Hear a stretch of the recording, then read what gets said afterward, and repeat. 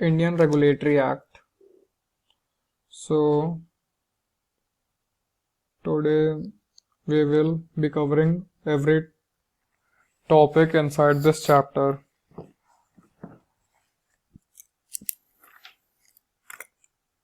So first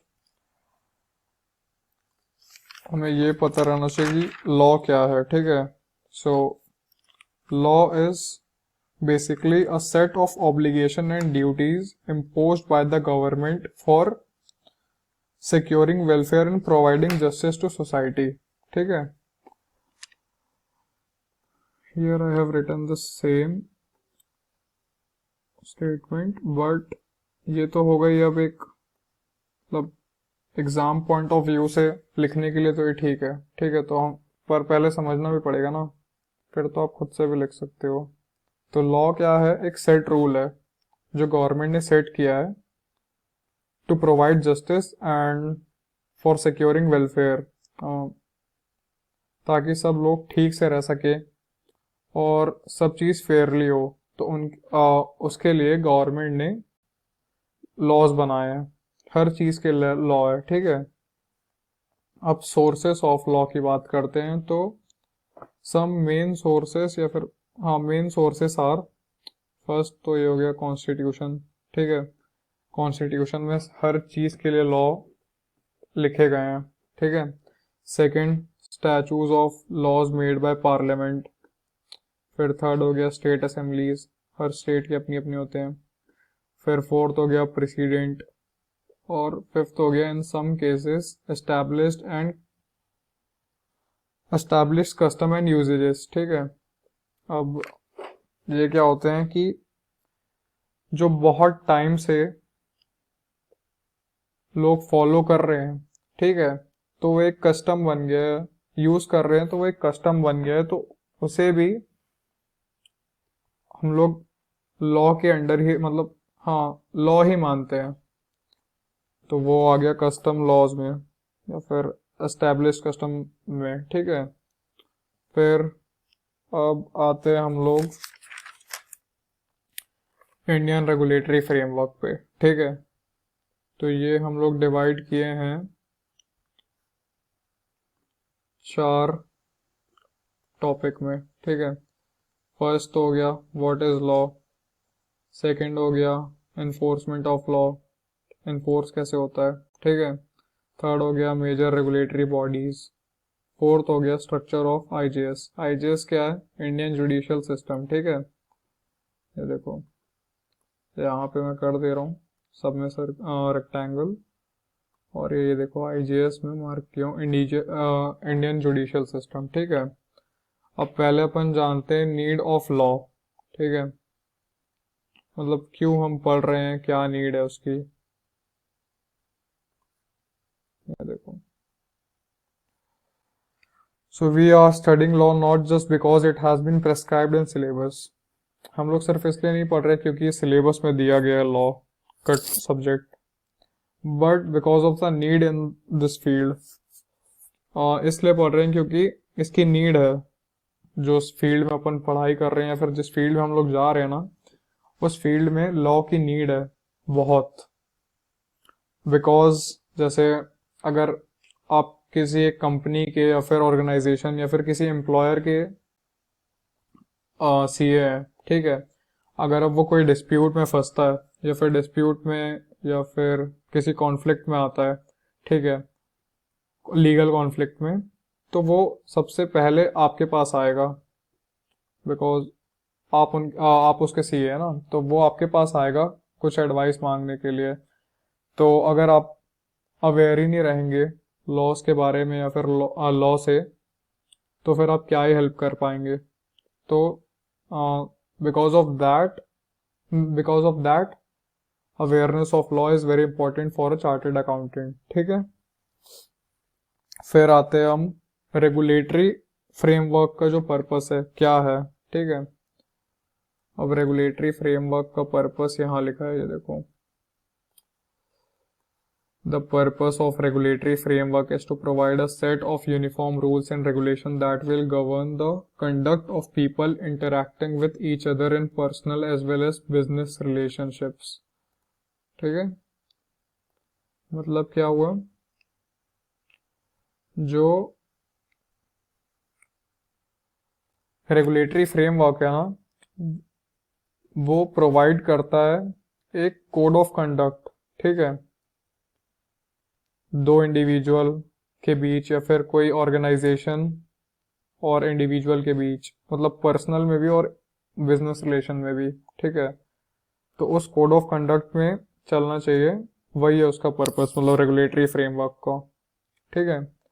अब अपन आते हैं फर्स्ट लॉ में, मतलब सबसे पुराना लॉ कौन सा था या फिर और किसने लिखा था, ठीक है। तो सबसे पहला और सबसे पुराना लॉ था कोड ऑफ हम्मुराबी, मतलब मुझे नहीं पता कैसे इसको प्रोनाउंस करते हैं, पर मैं तो यही करता हूँ, कोड ऑफ हम्मुराबी, ठीक है। ये देखो, अरे एक सेकेंड,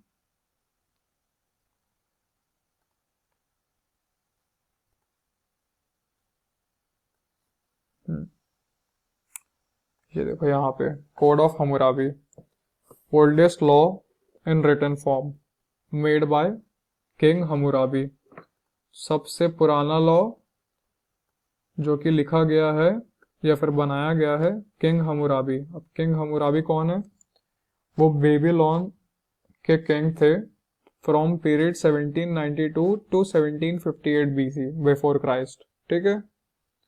अब इन्होंने जो लॉ तो बना लिया, ठीक है, अब लिखा कहाँ पे, कार्व्ड इन स्टोन्स बाय, हाँ स्टोन्स में इन्होंने लिखवाया, ठीक है, और पूरे सिटीज में वो अलग अलग जगह में रखवाया, ताकि जो वहाँ की पब्लिक है बेबीलोन की, उन्हें पता चले और नॉलेज हो सके उन लॉस का या फिर कोड्स का, ताकि उसके अगेंस्ट या फिर, हाँ उसके अगेंस्ट कोई ना जाए, और अब जो जाएगा तो उसके ऊपर कोई एक्शन या फिर पेनल्टी या पनिशमेंट ली जाए, दिया जाएगा उसको, ठीक है। अब सेकंड कब आया लॉ, रोम में आया 450 बिफोर क्राइस्ट में, बीसी में, ठीक है। लेकिन यहाँ क्या है कि अब एक लॉ दो लॉ नहीं आए, पूरे सेट आए 12 लॉस के, ठीक है। तो और ये पहले सबसे डिटेल्ड लॉ थे, ठीक है, first detail code of any of the civilization, ठीक है। ये देखो यहाँ पे कब आए थे, 450 बीसी में, ठीक है, 12 लॉस के, और इन्हें क्या कहते हैं, द 12 टेबल्स, ठीक है। देखो यहाँ पे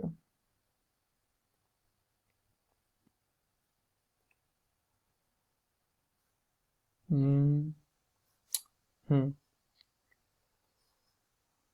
12 टेबल्स,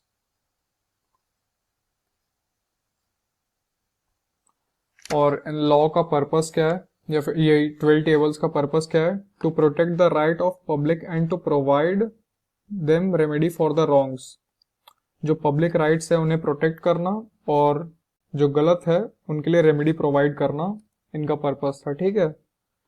फिर जैसे जैसे टाइम आगे बढ़ता गया, बहुत सारे अमेंडमेंट हुए उस लॉज में, as per the requirement of the society welfare, और सबको देख के उसमें अमेंडमेंट हुए, ठीक है। फिर अब आते हैं, मतलब लॉ तो क्या है वो पढ़ लिए, सोर्सेस ऑफ लॉ पढ़ लिए, ठीक है। अब आए यहाँ पे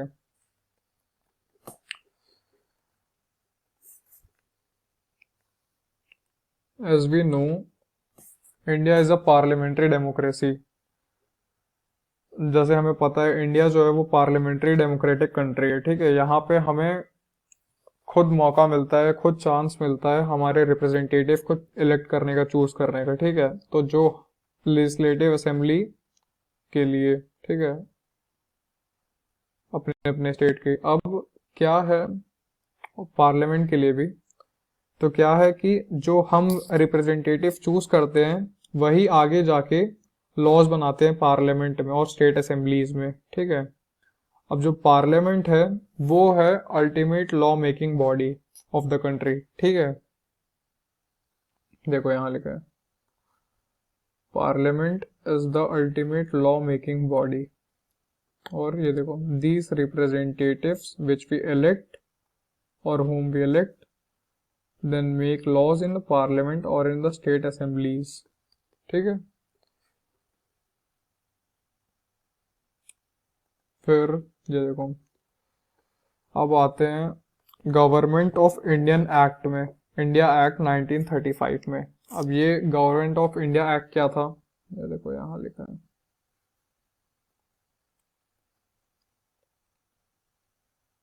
अब ये एक्ट पास किसने किया था पहले ये जान लो, या फिर बनाया किसने था। तो government of Indian act 1935 was passed by the British parliament in that year, मतलब इन द ईयर 1935 इन अगस्त, ठीक है।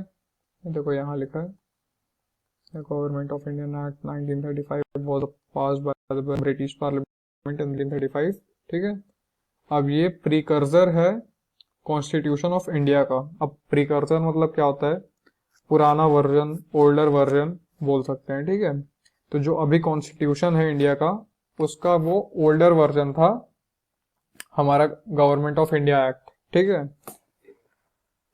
और जो वो एक्ट था वो उस टाइम का मतलब ब्रिटिश पार्लियामेंट का सबसे लंबा जानने वाला एक्ट था, ठीक है। फिर वो क्या डिफाइन करता था, characteristic of the government form unitary और फेडरल के बीच में, ठीक है। अब यूनिटरी क्या होता है, यूनिटरी जो है वो है सिंगल गवर्नमेंट। यूनिटरी मतलब सिर्फ उसमें एक ही बॉडी रहेगी जो कि सेंट्रल, मतलब पूरी पावर सिर्फ सेंटर के पास ही रहेगी, ठीक है। तो centre will be the supreme body. अब फेडरल क्या होता है, फेडरल में डुअल गवर्नमेंट होती है, ठीक है, जिसमें पावर जो है वो डिवाइड हो जाएंगे और डिस्ट्रीब्यूट हो जाएंगे सेंटर और स्टेट के बीच, ठीक है। और पावर डिस्ट्रीब्यूट कर दिए गए थे उस समय ताकि स्टेट और सेंटर के बीच में कोई डिस्प्यूट ना हो, ठीक है। अब 1937 की बात ले लो। 1937 में फेडरल कोर्ट्स इंट्रोड्यूस किए गए, ठीक है। उनके पास पावर था appellate, original and advisory jurisdiction का, ठीक है। अब ये क्या होता है,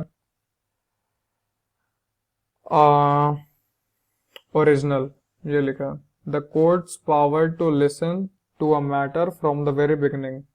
अब यहाँ पे कोर्ट शुरुआत से सुनता है पूरे केस को, या फिर हाँ मतलब पूरे केस को शुरुआत बिगिनिंग से सुनेगा, ठीक है। फिर अपीलेट ये क्या है, the courts power and authority to listen a case on appeal from other lower courts within the country. तो यहाँ पे जब लोअर कोर्ट बोलती है हायर कोर्ट को तब यहाँ पे अपील होती है, ठीक है।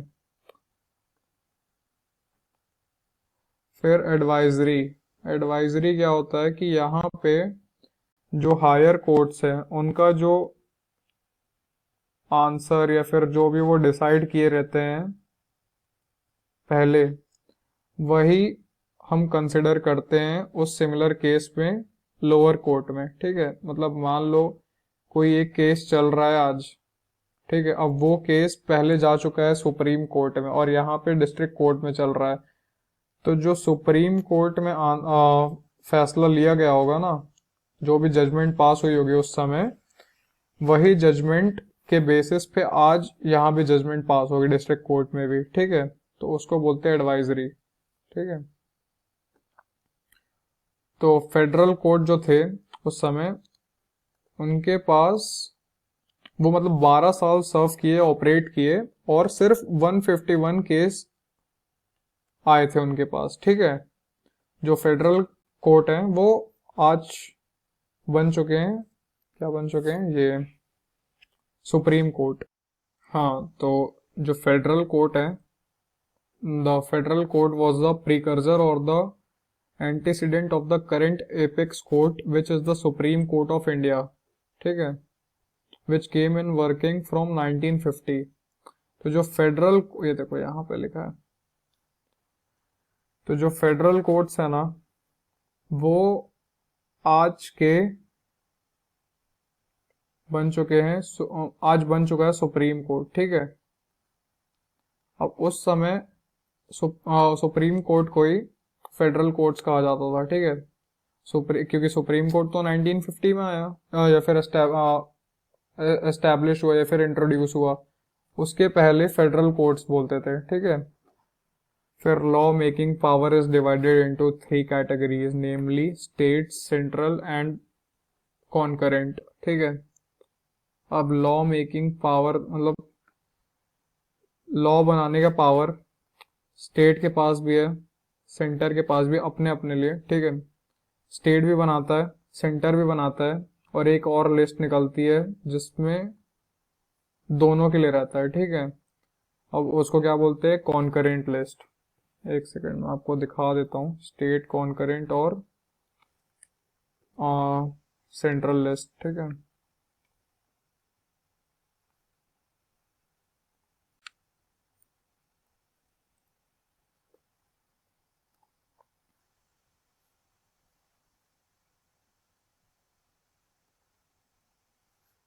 ये देखो,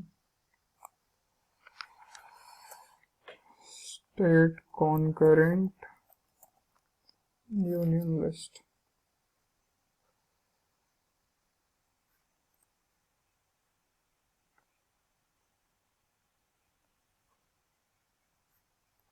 हम्म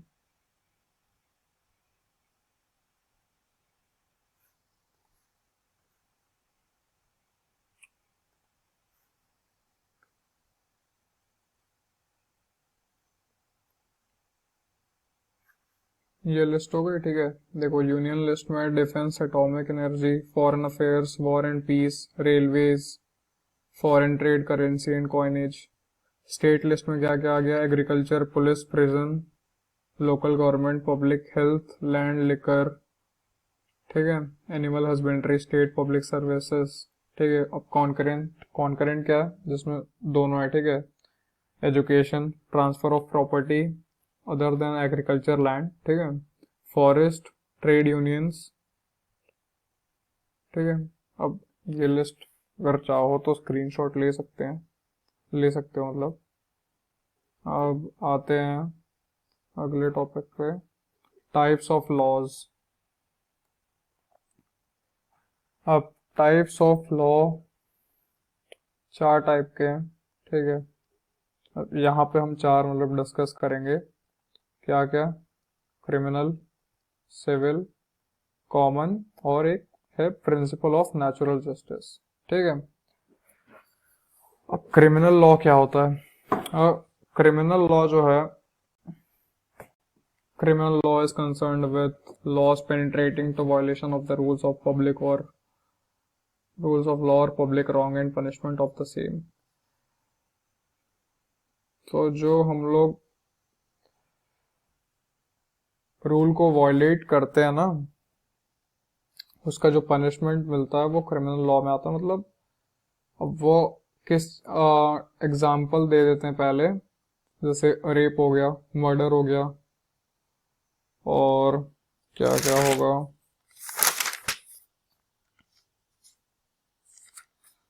मर्डर, रेप, थेफ्ट, फ्रॉड, एजल्ट, ठीक है। अब ये सब आता है क्रिमिनल लॉ में, ठीक है। Criminal law is governed under the Indian penal code 1860। ये देखो, इन पीनल कोड 1860।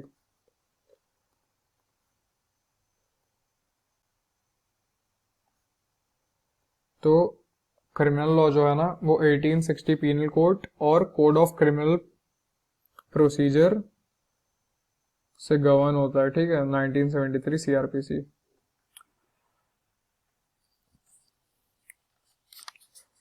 और मतलब क्रिमिनल लॉ का मेन पर्पस होता है कि पनिशमेंट प्रोवाइड कराना या फिर पनिशमेंट दिलाना, ठीक है। फिर आते हैं हम लोग सिविल लॉ पे। सिविल लॉ क्या है?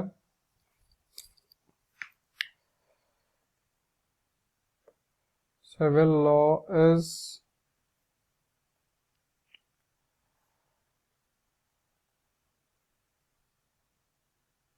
Matter of dispute between individual और organisation are dealt under civil law, ठीक है। मतलब कोई आदमी और किसी ऑर्गेनाइजेशन, आदमी टू आदमी, पर्सन टू पर्सन, या फिर किसी आदमी और ऑर्गेनाइजेशन के बीच में अगर कुछ कॉन्फ्लिक्ट होते हैं तो वो जो मैटर रहेगा वो सिविल लॉ के अंडर आएगा, ठीक है। और सिविल लॉ क्या है? पनिशमेंट दिलाने का नहीं सोचता है, और रादर देन वो जो डिस्प्यूट है उसको रिजॉल्व करने के बारे में पहले सोचता है, ठीक है।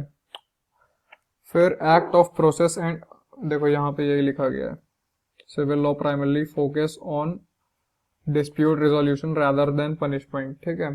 फिर act of process and administration of civil law और गवर्न बाय द सिविल, देखो कहाँ से गवर्न होता है? सिविल कोड प्रोसीजर और court of civil procedure 1908 CPC, ठीक है। अब it can be classified into law of contract. देखो चार चीजों से हम क्लासिफाई कर सकते हैं। फर्स्ट हो गया लॉ ऑफ कॉन्ट्रैक्ट, ठीक है, जो कॉन्ट्रैक्ट के लिए लॉ बनते हैं। दूसरा फैमिली लॉ, ठीक है, प्रॉपर्टी लॉ ऑफ, और फिर आ गया ये लॉ ऑफ टॉर्ट, ठीक है। ठीक है, अब आते हैं एग्जाम्पल सिविल ऑफेंसेस के। ब्रीच ऑफ कॉन्ट्रैक्ट, ठीक है। अब ब्रीच ऑफ कॉन्ट्रैक्ट क्या होता है? देखो यहाँ लिखा है, जैसे दो लोगों के बीच में कॉन्ट्रैक्ट हुआ, ठीक है। अब दोनों में से एक अगर कुछ भी अनफेयर करता है कॉन्ट्रैक्ट के बीच में, जैसे मान लो पेमेंट नहीं करता, या फिर कुछ भी कॉन्ट्रैक्ट में जो नहीं लिखा है, या फिर कुछ कॉन्ट्रैक्ट में जो नहीं लिखा है वो करता है, ठीक है, तो उस समय कॉन्ट्रैक्ट ब्रीच हो जाएगा, ठीक है, तो वो सिविल ऑफेंस में आएगा। दूसरा हो गया नॉन डिलीवरी ऑफ गुड्स। मान लो आप कोई चीज़ मंगाए हो कहीं से, अब वो नहीं आई, या फिर टाइम पे नहीं आई, या फिर आई नहीं, तो वो सिविल ऑफेंस में आ जाएगा। फिर dispute between landlord and tenant. मान लो आपके घर में कोई एक किराएदार रहता है, ठीक है, आप एग्रीमेंट कराए हो कुछ, और अब वो एग्रीमेंट को वो फुलफिल नहीं कर रहा है, ठीक है, या फिर और भी कोई भी अगर उसके साथ प्रॉब्लम हो रही है आप दोनों के बीच में, तो वो भी सिविल ऑफेंस में ही आएगा, तो सिविल लॉ में ही आएगा, ठीक है। फिर आते हैं, ये क्या है? Common law. A common law is a judicial president और अ केस लॉ, ठीक है। अब कॉमन लॉ क्या होता है कि a judgment delivered by higher court in bracket supreme will be binding upon the courts within the territory of India under article 141 of the Indian constitution, ठीक है। अब कॉमन लॉ क्या बोलता है कि कोई भी एक जजमेंट, ठीक है, जो हायर कोर्ट में दी गई है वही फॉलो होगी लोअर कोर्ट्स में भी, ठीक है। लोअर कोर्ट मतलब मान लो हाँ, जैसे कि कोई एक केस चल रहा था सुप्रीम कोर्ट में, ठीक है, और उसका जजमेंट आ गया। अब वो जजमेंट वो भी है भी आएगा डिस्ट्रिक्ट कोर्ट में भी और हायर कोर्ट में भी। जब ऐसा कोई एक सिमिलर केस आएगा या सिमिलर सिचुएशन आएगी, तो जो जज है वो देखेगा सुप्रीम कोर्ट में अगर ऐसा कोई केस हुआ होगा, तो उस समय जो जजमेंट प्रोवाइड दी गई होगी वही आज भी दी जाएगी, ठीक है। और इसके लिए एक लैटिन फ्रेज भी है, doctrine doctrine of stare decisis. उसका मीनिंग है to stand by that which is decided, मतलब उसी में खड़े होना जो खड़े रहना है जो पहले डिसाइड हो चुका है, ठीक है। आज भी वही डिसाइड होगा जो पहले डिसाइड हुआ था, ठीक है। फिर अपन आते हैं प्रिंसिपल ऑफ नेचुरल जस्टिस पे।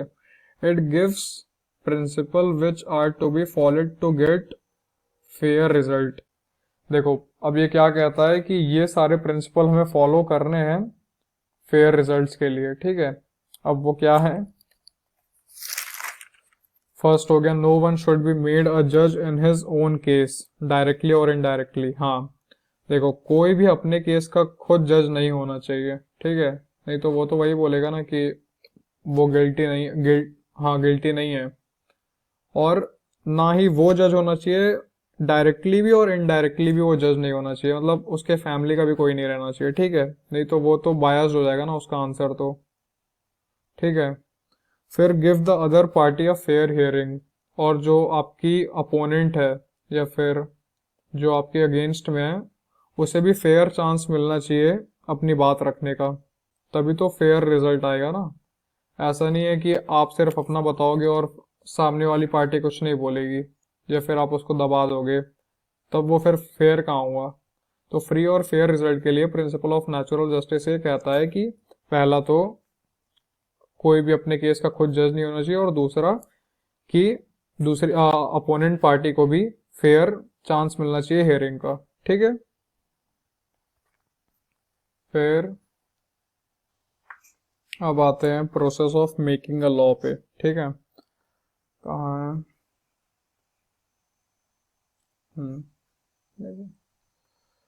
Process of making a law?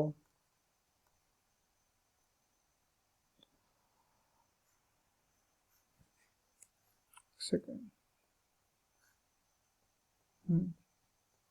Process of making a law, ठीक है। When a law is proposed in parliament it is called a bill. Then after discussion, the law is passed in Lok Sabha. Then it has to be passed in Rajya Sabha also. Then it has to obtain the assent of the President of India. Finally, the law will be notified by the Government of India in the publication called Official Gazette of India. ठीक है। अब क्या बोलता है कि क्या process होता है एक लॉ बनाने का? पहले तो जो लॉ है वो प्रपोज किया जाता है, मतलब हाँ प्रपोज किया जाएगा पार्लियामेंट में।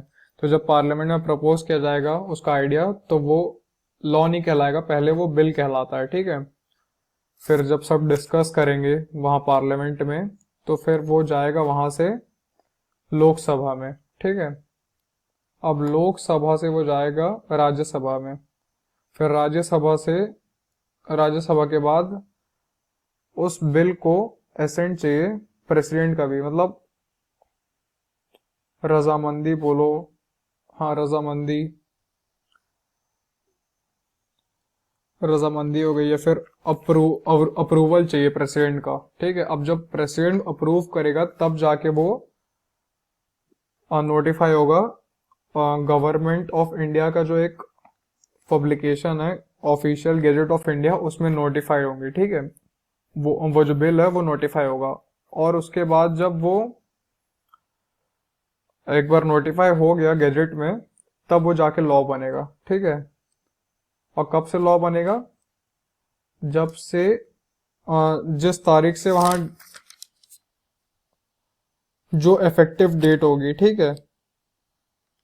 और एक बार नोटिफाई और इफेक्टिव हो गया तो वो कहलाएगा एक्ट ऑफ पार्लियामेंट। क्या कहलाएगा? एक्ट ऑफ पार्लियामेंट, ठीक है। Enforcing the law. अब एनफोर्स कैसे करते हैं? After law is passed in parliament it has to be enforced. एक सेकेंड,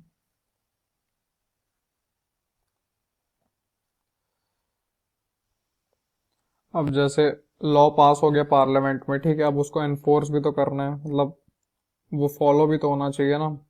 अब depending on the law whether it is central और स्टेट, द सेंट्रल और state government will be the enforcement और enforcing authority. तो अब वो depend करेगा कि अब वो स्टेट का है या फिर सेंटर का लॉ है। तो जहां का भी होगा तो वहां की सेंटर या स्टेट गवर्नमेंट जो है वो उसकी एनफोर्सिंग अथॉरिटी होगी, ठीक है। और उसके लिए जो गवर्नमेंट है ना, For this purpose, government functions are distributed to various ministries. इसी के लिए ना अलग अलग मिनिस्ट्रीज में अलग अलग गवर्नमेंट फंक्शन के लिए पावर डिस्ट्रीब्यूट होती है। अब देखो, अब ये जो मिनिस्ट्रीज है ना, इन्हें चलाता कौन है? जो आईएएस ऑफिसर्स हो गए, वो सब आईएएस मतलब आईआरएस ये सब चलाएंगे, ठीक है। इंडियन एडमिनिस्ट्रेटिव ऑफिसर्स इन्हें रन करते हैं, ठीक है। और हेड कौन करता है इन मिनिस्ट्रीज को? कोई मिनिस्टर, ठीक है। अब सम पॉपुलर मिनिस्ट्रीज कहाँ है? देखो यहाँ लिखा है ना, These ministries are run by officers of Indian administrative and are headed by a minister. Some popular ministries are Ministry of Finance, Ministry of Corporate Affairs, Ministry of Home Affairs, Ministry of Law and Justice, ठीक है। तो most ministers are headed by cabinet minister.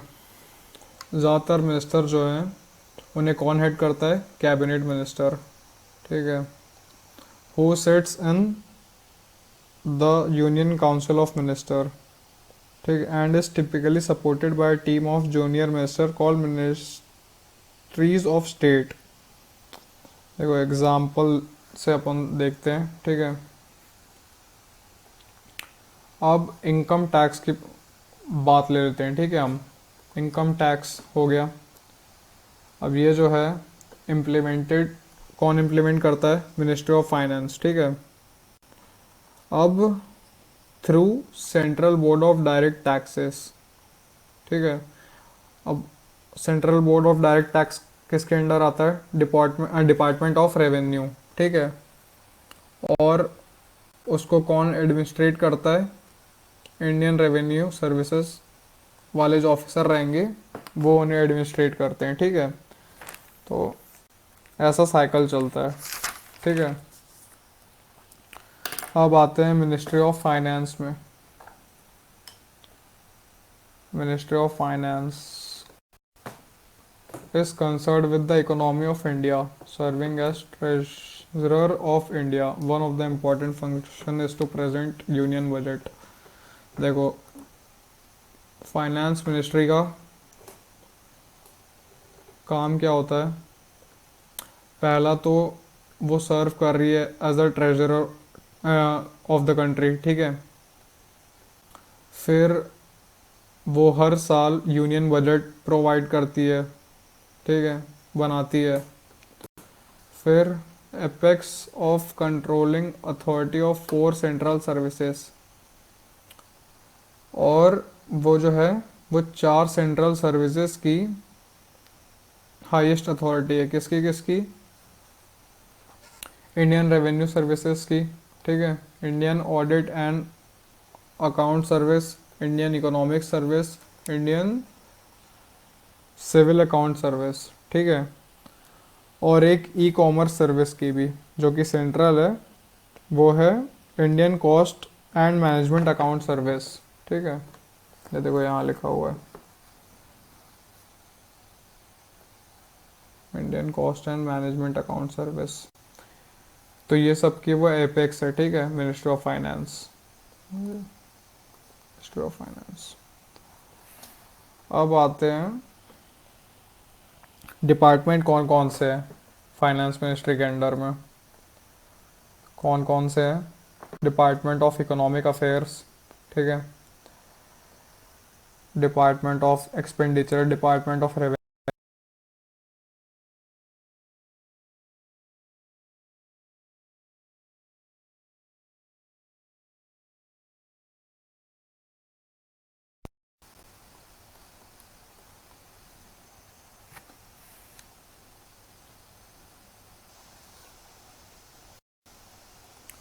तो ये सारे department आ गए, ठीक है, ministry of finance के अंडर में, ठीक है। अब मिनिस्ट्री ऑफ कॉरपोरेट अफेयर्स, अब इनको चलाता कौन है? आईसीएलएस। आईसीएलएस क्या है? ये देखो यहाँ पे लिखा है, ministry of corporate affairs run by कार्डे ऑफ आईसीएलएस। आईसीएलएस क्या है? What is ICLS? Indian corporate law services. ठीक है, ये किस चीज़ के लिए रिस्पॉन्सिबल होते हैं? They are mainly responsible for the regulation of Indian enterprises in the industrial and services sector.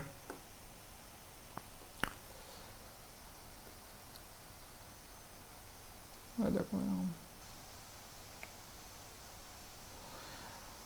जो भी इंडस्ट्रियल और सर्विस सेक्टर में रूल्स और रेगुलेशंस है उनके लिए रिस्पॉन्सिबल होता है कौन? Ministry of corporate affair.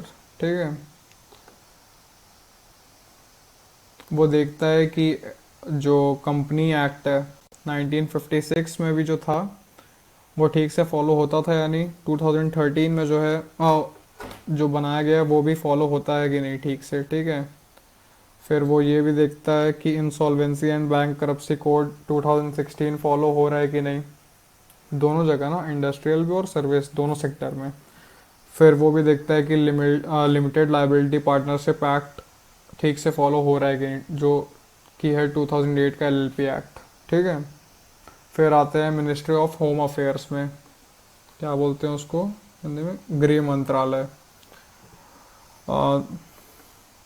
Which is responsible for the maintenance of internal security and domestic policies. जो कंट्री की इंटरनल सिक्योरिटी के लिए रिस्पॉन्सिबल है वो है मिनिस्ट्री ऑफ होम अफेयर। ठीक है, इनको हेड कौन करता है? Union minister of home affair. ठीक है, is headed by union minister of home affair. फिर मिनिस्ट्री ऑफ होम अफेयर्स, अब इसको 5 कैटेगरी में डिवाइड किए हैं। ये देखो,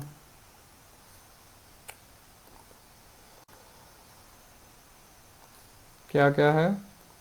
department of border management, department of internal security, department of home, department of Jammu and Kashmir and Ladakh affairs, department of state. ठीक है, ये 5 कैटेगरी में हम डिवाइड किए मिनिस्ट्री ऑफ होम अफेयर को। ठीक है, अब आते हैं ministry of law and justice. Here it deals with the management of legal affairs first. ठीक है, फिर सेकेंड हुआ लेजिस्लेटिव एक्टिविटीज़ को भी डील करता है, और थर्ड एडमिनिस्ट्रेशन ऑफ जस्टिस। ठीक है, अब डिपार्टमेंट, एक सेकेंड,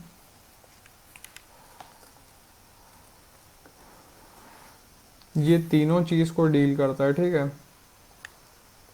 जो लीगल एक्टिविटीज़ हैं, ठीक है, वो सही से हो रही है कि नहीं, कौन देखेगा? Ministry of law and justice. जो लेजिस्लेटिव एक्टिविटीज़ हैं वो ठीक से हो रही है कि नहीं, वो कौन देखेगा? Ministry of law and justice. और अब इनको भी 3 कैटेगरी में हम लोग डिवाइड किए हैं। ठीक है, डिपार्टमेंट ऑफ लीगल अफेयर्स को, डिपार्टमेंट ऑफ लीगल अफेयर जो है वो देखता है लेजिस्लेटिव एक्टिविटीज़ को। फिर लेजिस्लेटिव डिपार्टमेंट जो है वो लीगल अफेयर्स को देखता है, और डिपार्टमेंट ऑफ जस्टिस जो है वो एडमिनिस्ट्रेशन ऑफ जस्टिस को देखता है। ठीक है, कि ठीक से हो रही है कि नहीं जस्टिस प्रोवाइड, वो कौन देखता है? वो डिपार्टमेंट ऑफ जस्टिस देखता है। ठीक है, अब आते हैं सेबी पे। सेबी क्या है? SEBI is securities and exchange board of India. ये किस चीज़ के लिए रिस्पॉन्सिबल है? Security and commodity market in India, और सिक्योरिटी और कमोडिटी मार्केट जो है इंडिया का उसमें रिस्पॉन्सिबल है उसके। हाँ, वो सेबी देखता है उनको। ठीक है, works under the ownership of member, ownership of ministry of finance. ठीक है, सेबी बना कब? 12 अप्रैल 1988 में एज एन एग्जीक्यूटिव बॉडी। ठीक है, और 30 जनवरी 1992 में उनके पास स्टैचुअरी पावर्स आए थ्रू सेबी एक्ट 1992। ठीक है, मतलब पावर कब आए उन सेबी के पास? 30 जनवरी 1992 बाय और थ्रू सेबी एक्ट 1992। ठीक है, अब बात करते हैं आरबीआई की। आरबीआई क्या है? Reserve bank of India, India का सेंट्रल बैंक है। ठीक है, who is responsible for regulation of Indian banking system. वो देखता है इंडियन पूरे इंडिया में बैंकिंग सिस्टम ठीक है, ठीक से चल रहा है या नहीं, और वो भी आता है मिनिस्ट्री ऑफ फाइनेंस के अंडर में। ठीक है, ये देखो यहाँ लिखा है Indian central bank responsible for the regulation of Indian banking system and works under the MOF. What is MOF? Ministry of finance. ठीक है, responsible for the control issue and maintaining supply of the Indian rupees. और किस चीज़ के लिए responsible है? कैसे control करना है, इशू करना है और मेंटेन करना है जो पैसा है उसकी सप्लाई को। ठीक है, BRBNM, भारतीय रिजर्व बैंक नोट मुद्रण, ये क्या है? ये भी आरबीआई के अंडर आता है। ये बना responsible for currency printing and minting, मतलब जो BRBNM है ना, वो करेंसी प्रिंट करने का एक बॉडी है बोल सकते हैं।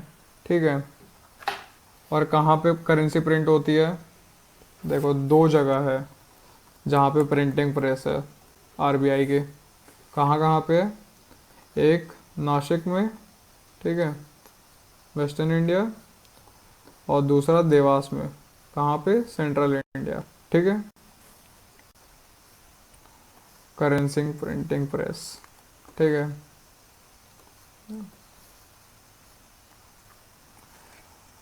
अब इसके बाद आते हैं आईजेएस में। ठीक है, आईजेएस क्या बोला था? Indian judicial system. ठीक है, क्या है? Indian judicial system. ठीक है, अब अपन आते हैं इंडियन जुडिशियल सिस्टम पे। ठीक है, ये क्या है? एक सेकेंड रुको।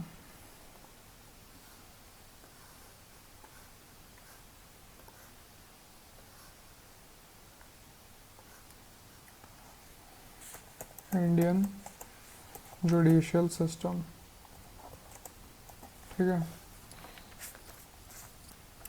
अब इंडियन जुडिशियल सिस्टम का फंक्शन क्या होता है? Function of Indian judicial system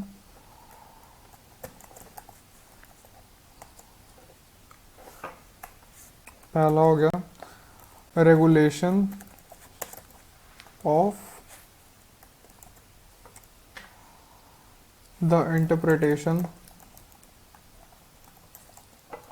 of the acts and codes, मतलब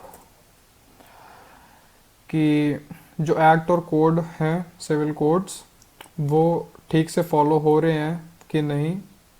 ठीक है, उनको देखना पहला फंक्शन हो गया। सेकंड हो गया कि डिस्प्यूट रिजोल्यूशन, हाँ, रिजोल्यूशन, जो भी डिस्प्यूट है उसको रिजॉल्व करना is the second function of Indian judicial system. ठीक है, फिर in the hierarchy of courts supreme court is at the top followed by high courts and district courts. ठीक है, ये देखो इसका मतलब क्या है? सुप्रीम कोर्ट जो है ना, ठीक है, यहाँ बनाते हैं सुप्रीम कोर्ट जो है वो टॉप पे है। ठीक है, सबसे बड़ा है सुप्रीम कोर्ट। ठीक है, पावर के अकॉर्डिंग, फिर पावर के बेसिस पे फिर आता है क्या? High court. ठीक है, फिर क्या आता है? अपना डिस्ट्रिक्ट कोर्ट। ठीक है, अब सुप्रीम कोर्ट जो है, जो सुप्रीम कोर्ट का जजमेंट होगा वो फाइनल जजमेंट होगा। ठीक है, जजमेंट और decision of Supreme Court will be the final, ठीक है, will be। पर हाँ, जो डिस्ट्रिक्ट कोर्ट होगा वहां पे सिर्फ सिविल केस, सिविल ऑफेंस के केस ही फाइल होते हैं, ठीक है। क्या लिखा, द कोर्ट ऑफ डिस्ट्रिक्ट जज deal with civil law matters, example contractual disputes and claim for damages etc. The court of session deals with criminal matters, ठीक है। जो डिस्ट्रिक्ट कोर्ट के जज होते हैं वो सिर्फ सिविल लॉ मैटर्स में डील करते हैं, ठीक है। और court of session deals with, जो सेशन कोर्ट है वो क्रिमिनल मैटर्स पे डील करता है, ठीक है। और एक, हाँ, एक और चीज नोट कर सकते हैं कि ओल्डेस्ट हाई कोर्ट जो है कौन सा है और कब एस्टैब्लिश हुआ। Oldest high court is the Calcutta high court, high court established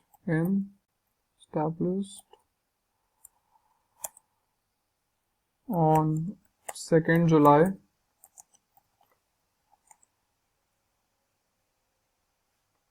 1862, ठीक है।